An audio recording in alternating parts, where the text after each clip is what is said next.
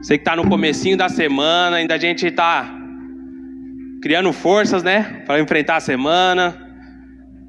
Muitos chegaram agora do serviço, estão um pouco cansados, mas que o Senhor te fortaleça em nome de Jesus, assim como eu também preciso.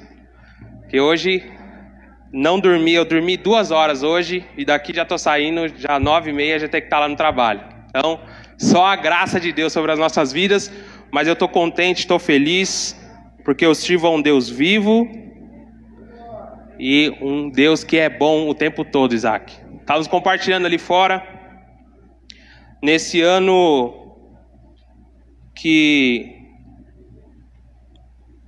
mudou realmente, entrou para a história, né? Nunca, nos tempos modernos, uma pandemia que parasse, mudasse a economia e afetasse a vida das pessoas de uma forma como essa. E para muitas pessoas foi uma tragédia de várias formas, mas o povo de Deus com quem eu converso está sendo um ano de bênção. Tem gente comprando casa, tem gente comprando terreno, tem gente abrindo empresa, né? E eu estou falando aqui da igreja. Então, glórias a Deus, e não há o que nós possamos fazer para agradecer Ele, ainda vai ser pouco. Por isso, glória a Deus pela sua vida, que você deixou o seu conforto, veio para o Tadel, para adorá-lo e ouvir um pouquinho da palavra que Ele vai ministrar aos nossos corações hoje. Amém? Quantos sabia que nós estamos no mês da reforma? Amém? Diácono Sérgio. Outubro, mês da reforma protestante. E quando o pastor, ele me deu essa oportunidade, logo veio no meu coração. Eu tenho não sei muito, mas eu tenho uma paixão em compartilhar aquilo que eu tenho. E eu gosto de ensinar. Gosto de ensinar porque quando eu ensino, eu aprendo. Quando eu ensino, eu fixo aquilo que eu aprendi. E aí eu falei, é isso que eu vou compartilhar com meus irmãos um pouquinho. E também com outro objetivo. Já vamos fazer um merchandising, que ano que vem nós estaremos com o Ministério de Ensino na igreja aí. E hoje vai ser uma pitadinha do que está por vir. Amém? Então, ano que vem, nós estamos preparando, estamos trabalhando bastante aí, revisando material, produzindo material. Então, hoje seria uma introdução de uma das aulas que terá no Ministério o ano que vem. Vai funcionar mais ou menos assim. Nós vamos trabalhar em pelo menos 3 frentes. Então, vai ter uma frente que serão cursos com certificados. Então, um dos cursos vai ser a história da igreja. E uma das aulas desse curso cai a reforma protestante. Então, esses cursos vão acontecer todos os anos, os mesmos cursos. Serão mais ou menos aí 3 meses cada curso. E com certificado, 3 cursos que serão mais ou menos matérias de um seminário teológico. Nós vamos escolher 3 matérias que são importantes e nós vamos estar ministrando esse curso ciclicamente. Amém? Uma outra frente vai ser a escola de líderes, que nós vamos voltar. Então, está parado e a escola de líderes vai voltar num formato bem dinâmico, bem legal, bem flexível. Então, nós estamos trabalhando aí, pensando bastante. A pessoa que entrar, se converter ou ser transferida, ela não vai precisar esperar mais, iniciar um novo módulo, mas instantaneamente ela vai conseguir ser integrada já ao ensino da igreja. Amém? E o terceiro vai ser a escola semanal, a escola bíblica mesmo, né? Estamos vendo se vai ser de domingo ainda, ou um outro dia da semana, mas a escola bíblica onde a gente vai estar toda semana aprendendo um pouquinho de Bíblia, de teologia, fazendo o panorama bíblico do livro do mês. Então, toda a primeira semana do mês, nós vamos ter uma aula sobre o livro do mês. Então, vai ser bem gostoso, bem produtivo. Eu, particularmente, estou muito empolgado. Estou com o Diácono Sérgio, né, Diácono Sérgio? O Vitão. Bastante aí para fazer algo de excelência mesmo, para servir a igreja. Amém? Conto com vocês, hein? Sem vocês não tem Ministério de Ensino. Amém? E até com vocês para compartilhar também, né? Não vai ser só nós que temos conhecimento para passar. Amém? Fabiano, você vai me ajudar aí? Então vamos lá. Eu gostaria que você abrisse a sua Bíblia em 1 Pedro, capítulo 3, verso 15.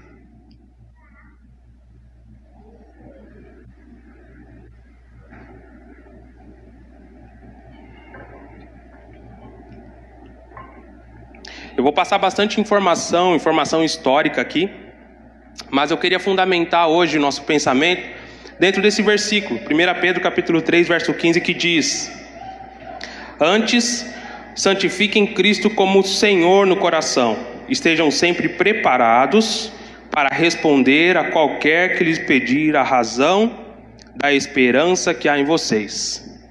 Olha que legal essa parte B. Estejam sempre preparados para responder a qualquer que lhe pedir a razão da esperança que há em vocês. Então, por que estudar a história da igreja? Por que estudar até teologia? Por que você se aprofundar em conhecimentos? Porque se hoje alguém perguntasse para você, por que você é cristão? Por que você é cristão protestante, se é que você sabia desse termo? O que você responderia hoje? Ah, porque Jesus me salvou? Ah, porque os meus pais eram também? Né? Ah, porque a igreja Templo Vivo é legal? Então esse versículo, Pedro, ele desafia a igreja: estejam preparados para dar a razão da vossa fé.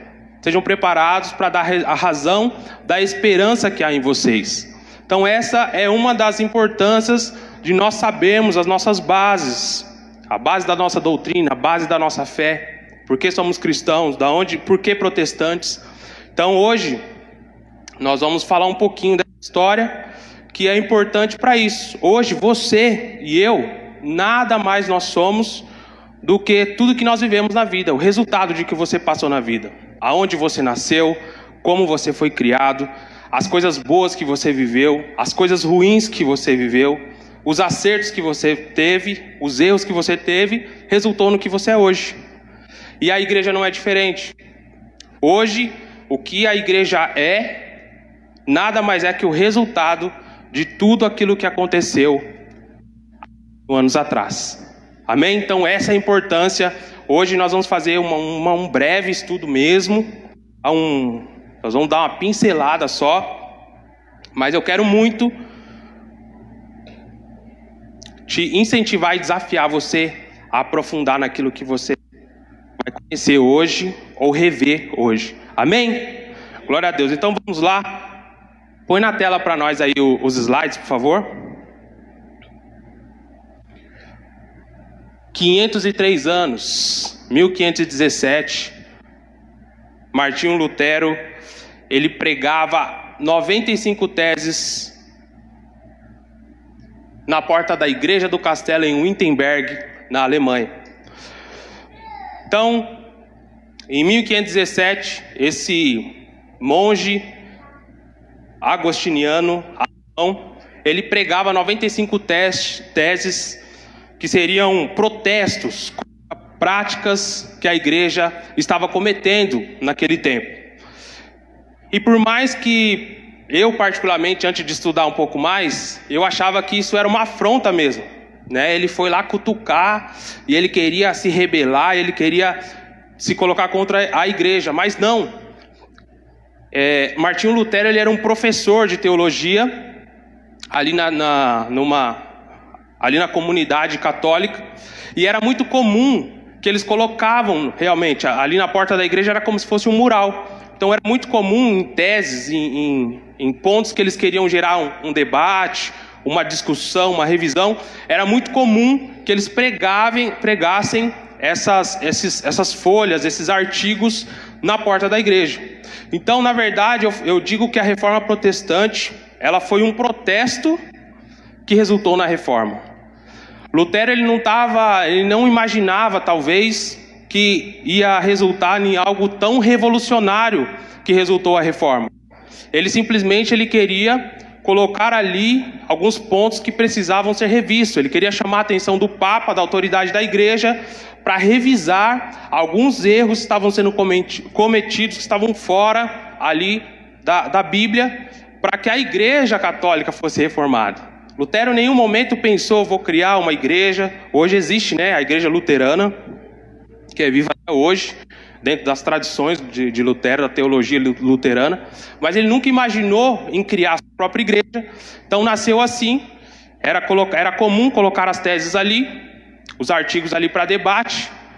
Porém, aquilo ganhou uma proporção muito grande. Passa para mim mais o próximo slide.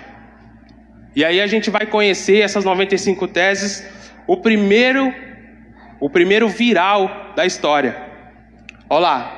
Primeiro, causas da reforma. A reforma, ela começou, claro, com um viés teológico. Lutero, ele foi um jovem com muitos problemas, até com uma tendência depressiva, que um dia ele estava caminhando numa estrada e numa tempestade cheia de raios, um raio caiu perto do seu lado, ele quase morreu, e ele naqueles conflitos internos, na sua juventude, tinha muito medo da morte, muito medo do inferno. Ele falou para Deus: Deus, se eu sobreviver dessa tempestade, eu vou dedicar minha vida a você. E ele sobreviveu, virou um monge e começou a dedicar a sua vida realmente ao monastério com muita intensidade.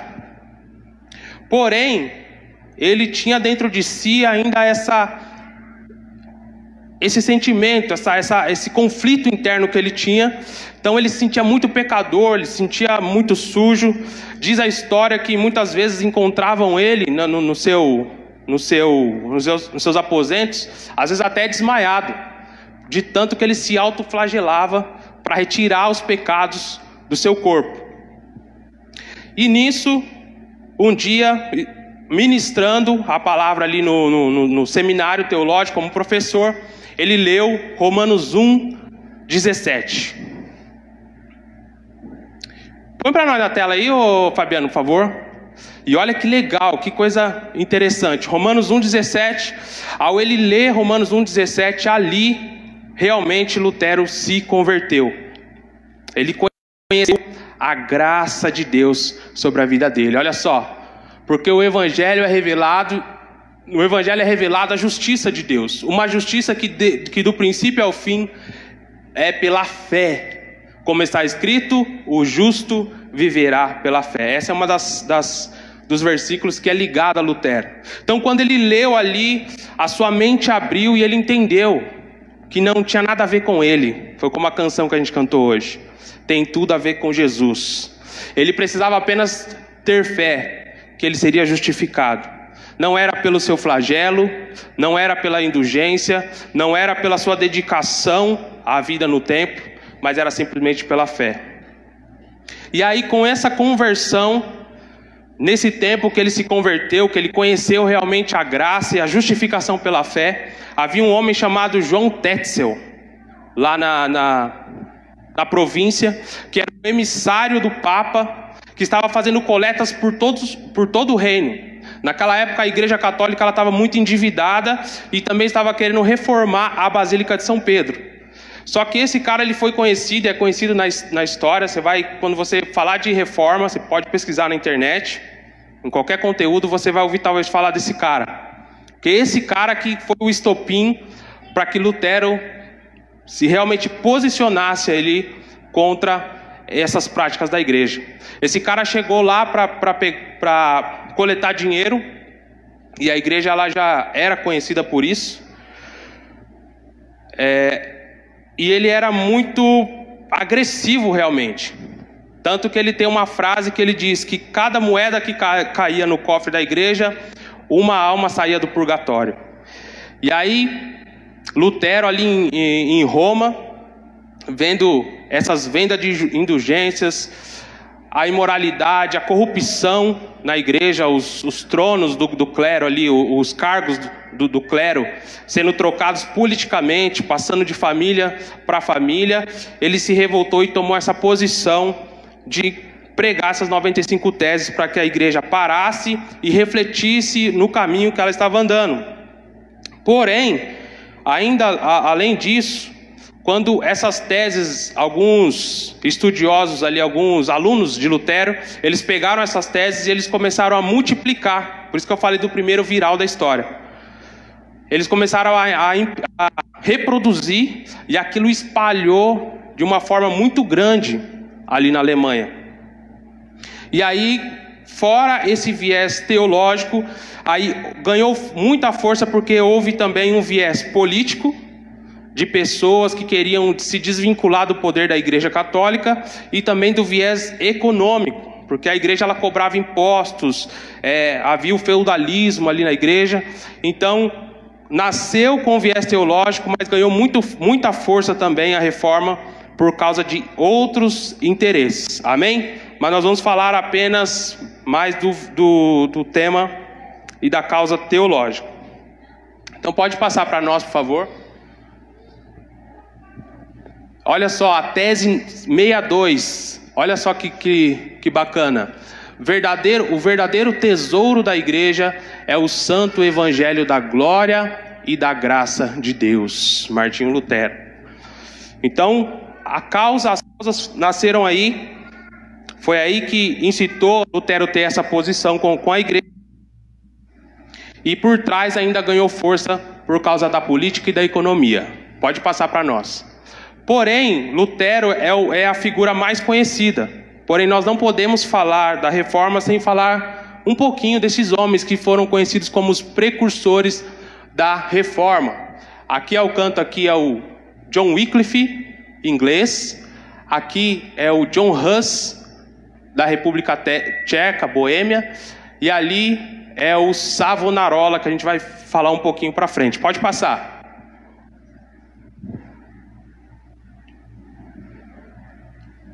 Então, esses três foram as figuras mais conhecidas. Então, um pouco antes de Lutero, vieram esses homens corajosos que eles deram a sua vida, literalmente, em prol da obra de Deus, em prol da fé cristã, em prol do zelo à palavra de Deus. Todos eles estavam enxergando, em lugares diferentes, o mesmo caminho tortuoso que a igreja caminhava. Estavam indignados com a corrupção, indignados com a imoralidade. Em Roma havia prostíbulos apenas exclusivos para o clero, uma podridão. Alguém disse que nessa época Roma era um esgoto a céu aberto.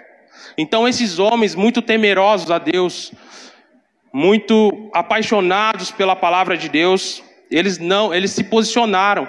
Eles não ficaram,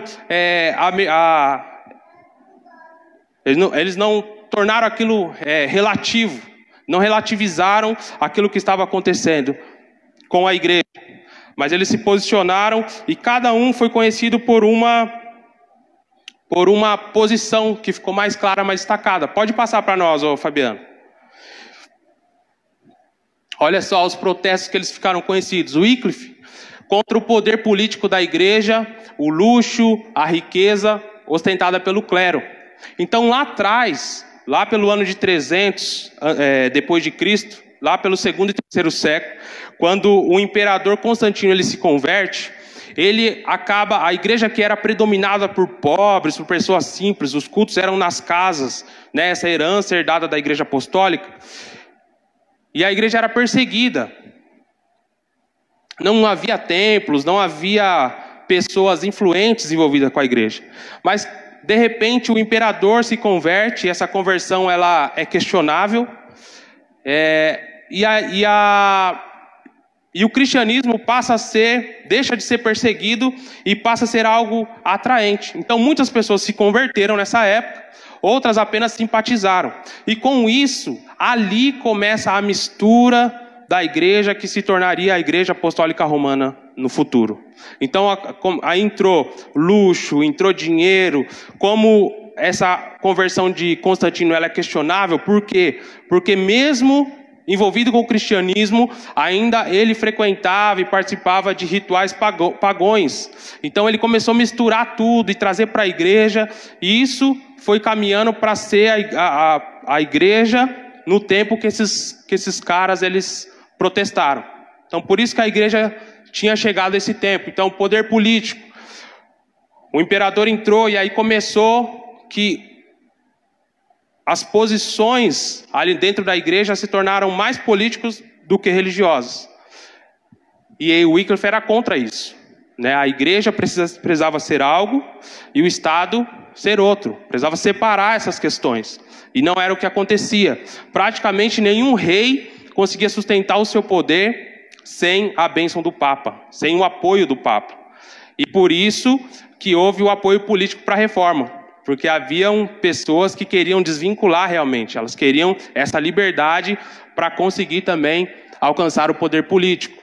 O luxo, a riqueza ostentada pelo clero, então ele era a favor da pobreza mesmo, tanto que houve um grupo chamado os Lollardos, eram padres, pessoas que venderam todas as suas propriedades, venderam as suas riquezas, e eles gastavam as suas vidas pregando de vilarejo em vilarejo, e esse grupo foi conhecido como os Lollardos, inspirados por Wycliffe ali da Inglaterra.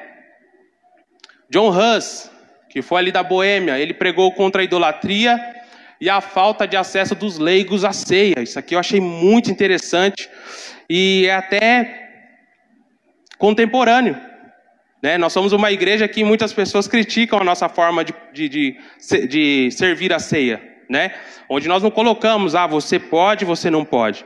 E esse homem, John Hus, ele lá atrás, ele já se posicionava contra isso, onde eles selecionavam as pessoas e diziam que os leigos eles não iam ter o discernimento, eles não iam saber lidar com o pão e com o vinho, ou com o sangue e com o corpo de Cristo. E John Hus protestou contra isso.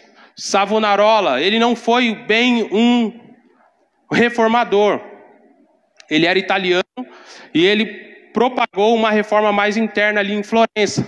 Porém, ele foi conhecido também e comparado com profetas do Antigo Testamento, porque ele pregava duramente contra a imoralidade, tanto na igreja e na sociedade. Também um cara muito conhecido na história pelo seu até radicalismo. O cara era zeloso e ele pregava sem medo, e todos esses foram martirizados, tirando Lutero aqui, que não é um precursor da reforma, mas os três, eles foram mártires, eles deram a sua vida. Bom, as 95 teses, faíscas da reforma, tudo começou com essas 95 teses, um dos primeiros virais da história. Essas 95 teses teriam sido pregadas na porta de uma igreja, a fim de seus alunos lessem e se preparassem para um debate em classe. Olha só que interessante. No entanto, alguns estudantes resolveram imprimi-las e lê-las para a população, espalhando assim as censuras à Igreja Católica. Olha só como tudo começou. Pode passar para nós, por favor. Então, chegou até o Papa, essas 95 teses, e é claro que eles ficaram indignados. Porque tanto pela afronta à igreja, que isso não existia, então a reforma ela foi muito aceita pelo povo, porque o povo era realmente oprimido pela igreja. Nessa época havia Inquisição, então qualquer pessoa que se posicionava contra a igreja, ela era presa, era torturada das formas mais esdrúxulas possíveis, quando não eram mortas, como esses homens foram. Savonarola foi queimado em praça pública, John Hus foi queimado em praça pública. Então a igreja ela oprimia.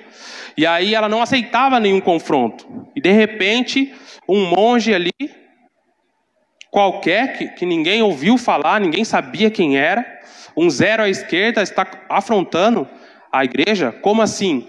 E aí ele escreveu uma bula. Olha lá, em 1520, o Papa Leão X redigiu uma bula condenando Lutero e exigindo sua retratação. E aí Lutero, para ajudar, ele queimou essa bula em praça pública. E ali foi o ó do Borogodó. Né? Se as teses já tinham provocado, né? Nessa bula ele chamou o Lutero de javali. Né? Há um javali adentrando ao jardim real. Porque além desse confronto, ele ainda mexeu no bolso da igreja. Porque como ele estava pregando com as indulgências, as arrecadações, elas caíram em todo o império. E a igreja endividada, Lutero realmente se tornou um problema. Então ele escreveu essa bula para que ele se retratasse. Ele em público queimou a bula e mais alguns livros lá de direitos da igreja católica. E aí em 1521, o imperador Carlos V convocou uma assembleia chamada Dieta de Worms, na qual o monge foi considerado herege. Então, uma espécie de julgamento, para ele se retratar, para ele voltar atrás. Ele não voltou atrás, ele reafirmou o seu posicionamento, e ali ele já foi condenado, e Deus deu uma saída ali que ele conseguiu escapar. E conta a história que tem pode passar a tela para nós? Foi uma cena cinematográfica. Olha só, nós vamos falar desse cara aqui, ó. O castelo de Wartburg, um refúgio para continuar o seu chamado. Pode passar mais um para mim, por favor? Ele foi acolhido por parte da nobreza alemã e refugiou nesse castelo. Ali se dedicou à tradução da Bíblia do latim para o alemão e a desenvolver os princípios da nova religião. Então houve um nobre ali, deixa eu ver se eu encontro o nome dele, que ele sequestrou Lutero. Ele literalmente sequestrou. Lutero conseguiu fugir daquela reunião, que ali agora ele só não arrumou uma briga só com a igreja, mas ele tinha arrumado uma briga com o imperador. E eles queriam a cabeça de Lutero. E aí esse nobre, deu uma ordem, sequestrou ele no caminho e abrigou ele nesse castelo. E ali não conseguiram pegar ele, e até alguns consideraram que ele já estava morto. E tudo Deus trabalhando para que ele desse continuidade ao seu chamado. Ali ele conseguiu traduzir a Bíblia para o alemão, que foi outro ponto forte da reforma. Nós podemos ter a Bíblia agora na nossa língua por causa da reforma protestante. Era um pecado traduzir a Bíblia, tirar a Bíblia ali da língua original, que foi, na verdade, não a original mesmo, mas do latim. Então não havia traduções da Bíblia. As missas, elas eram pregadas, eram ministradas em latim, e as pessoas mal sabiam ler e escrever, muito menos latim, e era isso. Era pecado você falar na língua do povo, você pregar na língua do povo. A Bíblia está na mão do povo, ainda mais traduzida. E através desses homens, Wycliffe traduziu para inglês, foi até conhecida como a Bíblia de Wycliffe, depois Lutero para o alemão, e assim hoje nós temos a Bíblia em todos os idiomas, em várias traduções, em aplicativo, impressa, graças à coragem e à disposição desses homens aí.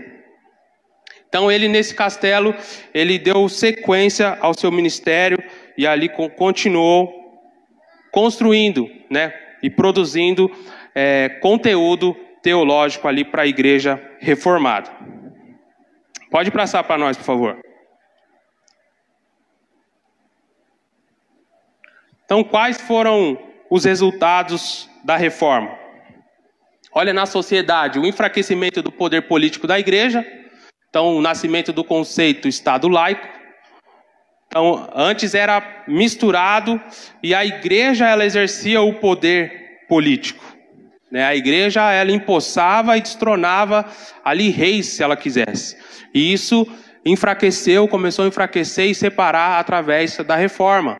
A liberdade, como eu disse, a igreja, ela suprimia o povo.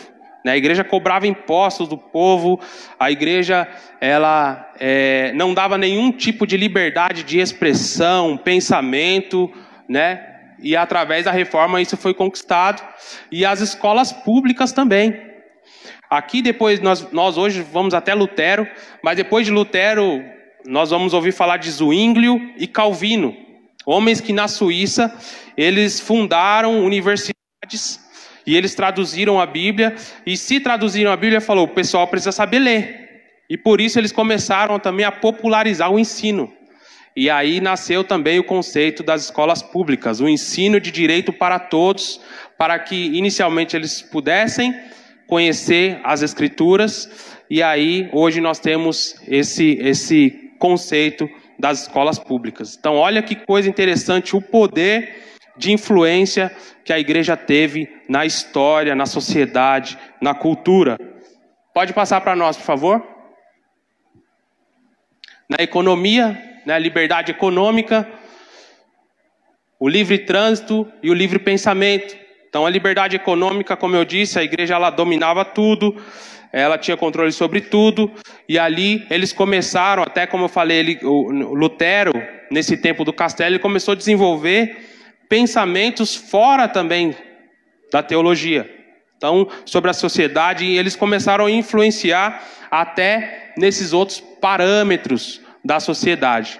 Então, a reforma ela contribuiu e mudou a história do mundo em vários aspectos. E por fim, na teologia, pode passar mais um, por favor? Que foi a tradução da Bíblia em vários idiomas, o sacerdócio de todos os santos. Então esses homens eles brigaram muito para o fim desse clero, onde precisava de um intermediário, onde realmente aqueles homens eles eram santificados, né? Mas nesse conceito que nós temos hoje, somos todos iguais perante a Deus. Então isso também veio da reforma protestante e a salvação pela fé, que bateu fortemente contra a compra das indulgências, e a teologia da graça, que depois ela foi desenvolvida muito mais por Calvino. E aí, para a gente encerrar, nós vamos falar de 5 pontos aqui, que foi esses 5 solas. Alguém já tinha ouvido falar? Não é sola de sapato, não, né? Mas é do latim. E esses 5 solas, eles não foram implantados por Lutero e nenhum desses reformadores. Eles foram desenvolvidos algum tempo depois, ninguém sabe quem começou a usar, mas é conhecido como o slogan da reforma, porque ele sintetiza todas essas reformas na Inglaterra, na Suíça, na Itália, na Alemanha, ela representou. Amém? Então vamos lá, os 5 solas, pode passar para nós. Sola fide, ou somente a fé, Romanos 1,17. Então, como eu disse, Lutero ele vinha desse conflito interno, que ele precisava de alguma forma se justificar, ele precisava se expurgar de todo o pecado, porque se Jesus voltasse, se ele morresse, não poderia ser encontrado pecado nele. Então ele se esforçava com muito esforço humano para se redimir, para se justificar, até que ele leu Romanos 1,17 e ele encontrou a graça e o amor de Deus. Então alguém que chamava até Deus chegou a dizer que odiava a Deus, que Deus ele era um carrasco, né? Porque ele via Deus realmente com um chicote, alguém muito bravo, e de repente o seu discurso mudou. Quando ele conhece a graça, a sua pregação se torna uma pregação apaixonada e pregando o amor e a graça de Deus. Porque ele encontrou a justificação pela fé. Ele falou, agora saiu realmente um peso das minhas costas, porque não depende de mim, não tem nada a ver comigo, mas tem a ver com Cristo. Amém? Somente a fé. Pode passar para nós. Sola gratia, somente a graça. Efésios 2, 8, 9, por favor. Então isso daqui também representa o protesto contra a compra das indulgências, onde era feita através de barganha a salvação, a redenção. Porque indulgência significa isso, perdão, redenção. Então eles compravam a indulgência. E o amor de Deus, como nós cantamos, não se compra nem se merece, né? De graça o recebe. Olha só, pois vocês são salvos pela graça, por meio da fé. Isso não vem de vocês, é dom de Deus. 9. Não por obras, para que ninguém se glorie. Então está muito claro. E as pessoas eram realmente enganadas. Existe um filme, quem já assistiu o filme de Lutero? Já assistiu? Filme muito antigo, mas é muito bacana. Eu assisti de novo. Eu falei, olha, tem muitos conceitos da história, muitas coisas que eu estou até comentando aqui de um conteúdo do seminário, tem nesse filme. E as pessoas eram enganadas, pessoas muito pobres, pessoas não tinham nada, e elas compravam papéis e certificados, e elas subiam escadas, rezando o Pai Nosso. Elas acreditavam, por quê? Porque elas não tinham acesso à palavra. E olha como esse versículo é muito, muito claro. Não são das obras, mas é de graça, somente pela graça. Próximo, por favor. Solos Christus, somente a Cristo. João 14, 6. Então nós bem sabemos da idolatria, né, da Igreja Católica. Então, a Igreja Católica, ela tinha, né, ela tem um santo para cada coisa, e naquela época, ainda mais forte essa questão. Então, esse foi um outro ponto forte da reforma. Tanto que no meio termo aí, houve uma dissensão ainda dentro da Igreja Católica, sem contar o protestantismo, que eram os católicos e os arianos. E os arianos, eles levantaram o questionamento da divindade de Jesus. E aí eles diziam que Jesus, ele não era Deus, mas ele era uma criatura elevada, criada por Deus. Logo, se ele é uma criatura, ele não pode justificar outra criatura, então nós temos o problema do pecado não resolvido. E aí começou a questionar a divindade de Deus, de Jesus. Então, esse sola também fundamentaliza que Jesus, ele é o centro do Evangelho. Né? Que Jesus é o centro, não é Maria, não é José, não é o padre, não é o pastor, não é o profeta, mas é Jesus Cristo. Olha lá, eu sou o caminho, a verdade e a vida, ninguém veio ao Pai a não ser por mim. Não tem outro caminho. Não tem quem possa nos justificar, interceder, quem possa nos levar a Deus, se não for Jesus. Então, esse foi o outro sola. Próximo. Sola a Escritura. Somente a Escritura. Né? João 1, onde que ele é o verbo, ele é a palavra. Então, a igreja era a autoridade máxima. Tanto que, até hoje, o Papa, ele é considerado a continuação ali de Pedro. Eles usam aquele versículo onde Jesus, ele pergunta para Pedro o que ele pensa. Pedro traz aquela revelação de que ele é o Cristo, o Filho do Deus vivo. E Jesus diz que sobre essa pedra eu edificarei a minha igreja. E aí eles pegam esse versículo e diz que Pedro é a pedra e que a chave não estava nas mãos da igreja, mas na mão de Pedro, e tudo que Pedro ligasse na terra seria ligado no céu. Então é daí que nasce, né, a doutrina papal, e creem que todo Papa tem essa autoridade, que a palavra do Papa é infalível. Então eles creem na profecia continuada, ou seja, se o padre acordar, o Papa acordar e ter uma revelação que a igreja vai fazer isso, é infalível e é a palavra de Deus. Porém, os reformadores rejeitaram isso e falaram, não, a profecia não é continuada. Tudo aquilo que deveria ser profetizado já está na Escritura. E a autoridade máxima não é o homem, mas é a palavra de Deus. Porque o próprio Deus é a palavra. Então agora, a autoridade máxima não é mais o Papa, mas é a Bíblia, as Escrituras. Então por isso, esse sola. Amém? Próximo. Soli Deo glória. Eu não sei falar em latim, irmão, me perdoe. Glória somente a Deus. Isaías 42, 8. Que vai sintetizar tudo isso. Então, como eu disse lá atrás, por causa da história, a igreja ela perdeu a sua simplicidade, né? Por causa do imperador. Então a igreja ficou pomposa. Nesse filme mesmo é interessante, uma hora lá o Papa está se vestindo e ele é umas 4 pessoas para vestir o Papa, de tanta roupa, de tanto adorno, né? Então a glória de Deus era dividida realmente, né? Com tantas imagens, com tanta honra a homens, a glória de Deus ela foi roubada. Tanto que eu acredito que Zwinglio, ele foi até radical demais.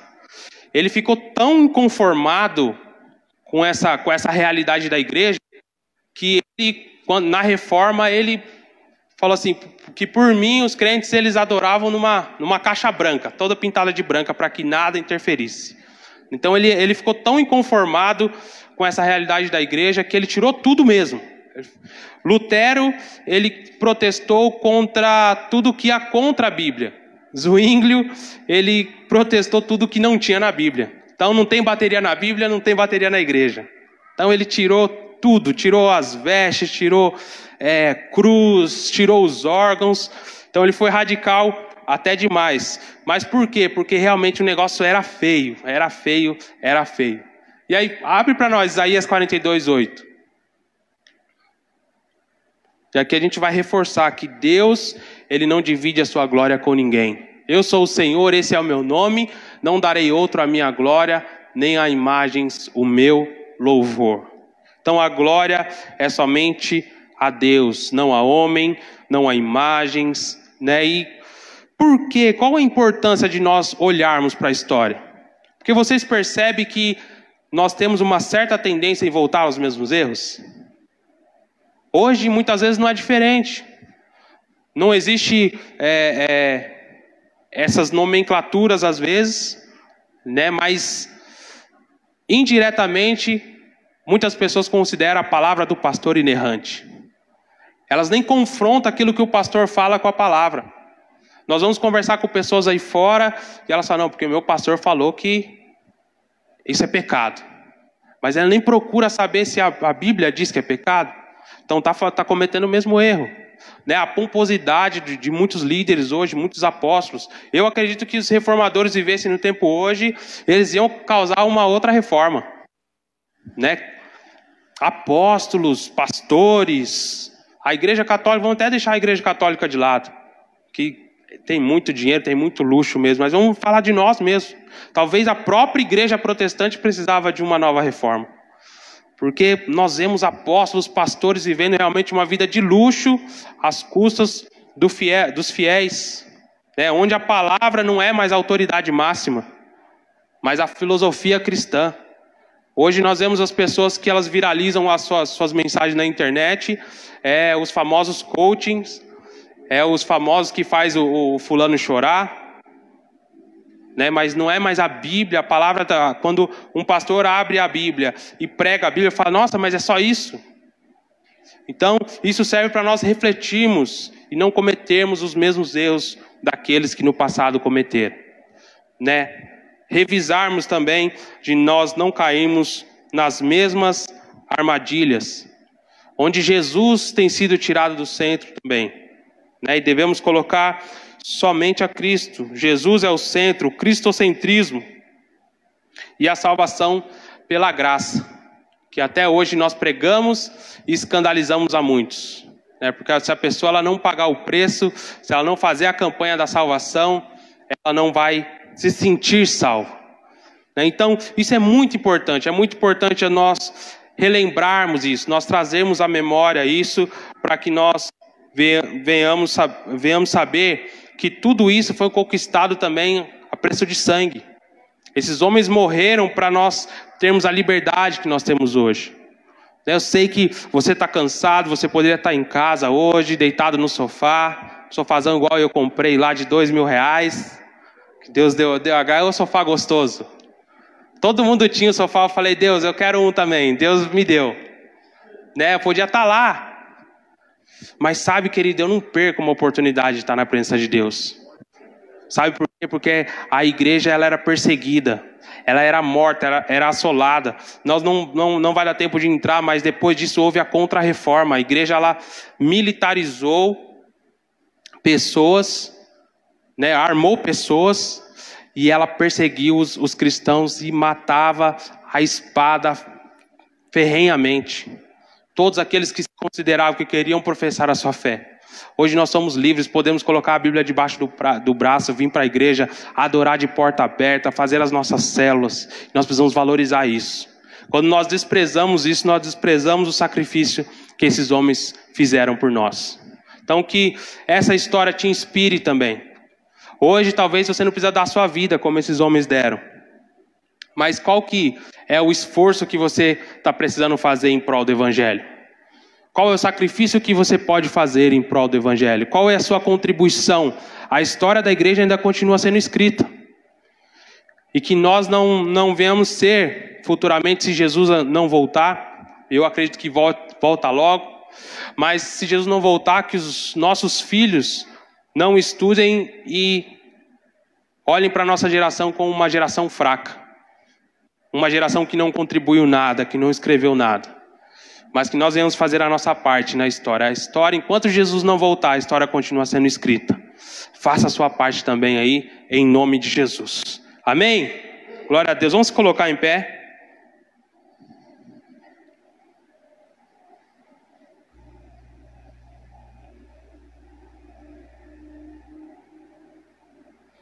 Como eu disse, só deu para passar por cima, bem por cima.